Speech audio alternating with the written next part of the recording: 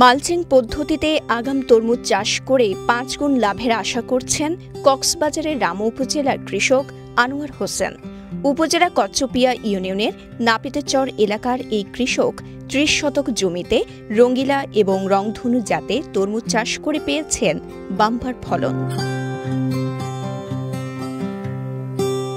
সরেজমিনে কৃষক আনোয়ার হোসেনের খেতে গিয়ে দেখা যায় মাটি থেকে কয়েক ফুট উপরে বাঁশের তৈরি মাচায় ঝুলছে সবুজ ডোরাকাটা ও হলুদ রঙের তরমুজ, ফলেছেও বেশ। আর নিচে মালচিং পেপার থাকায় খেতে আগাছাও কম।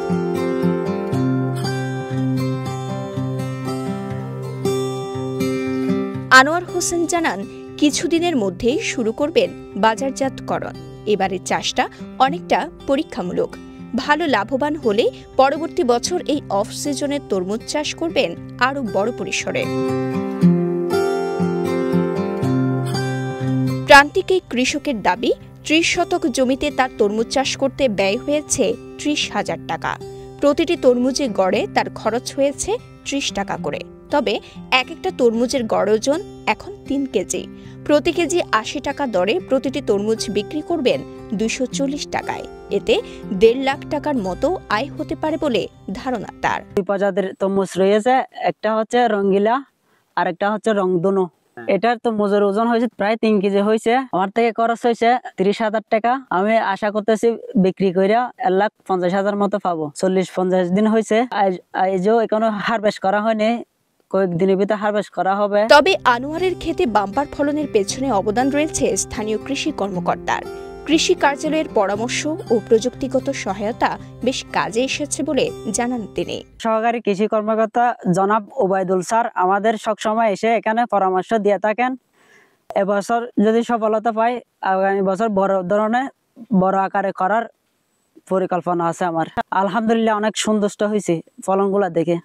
বাংলাদেশের প্রথম ইমিউনিটি বুস্টার সমৃদ্ধ ফ্যান্টাস্টিক হ্যাপি এনার্জি বিস্কিট। গেল কয়েক বছর ধরে রামুতে এই ধরনের তরমুজ চাষ হওয়ায় ধীরে ধীরে রামুর তরমুজ হিসেবে পরিচিত হয়ে উঠেছে বলে জানান স্থানীয় কৃষি কর্মকর্তারা।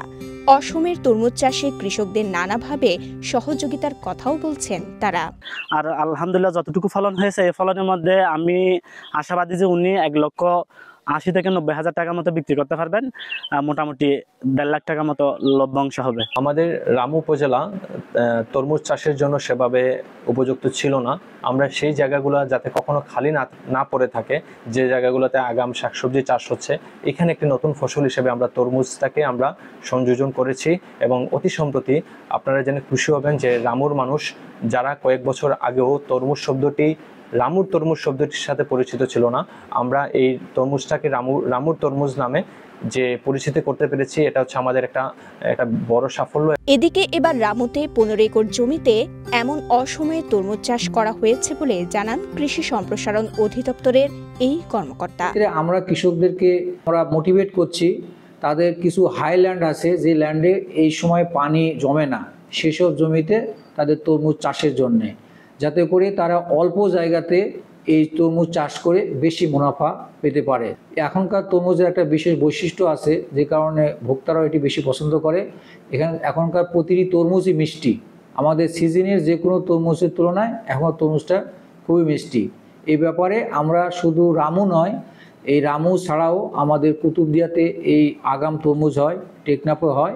প্রত্যেক জায়গায় কৃষককে আমরা তাদের টেকনিক্যাল যে পরামর্শ, এই তরমুজ চাষে কিভাবে তারা ভালো ফলন পেতে পারে, আমরা সবসময় আমাদের মাঠ লেভেল যারা কর্মী আছে তারা পরামর্শ প্রদান করে যাচ্ছে।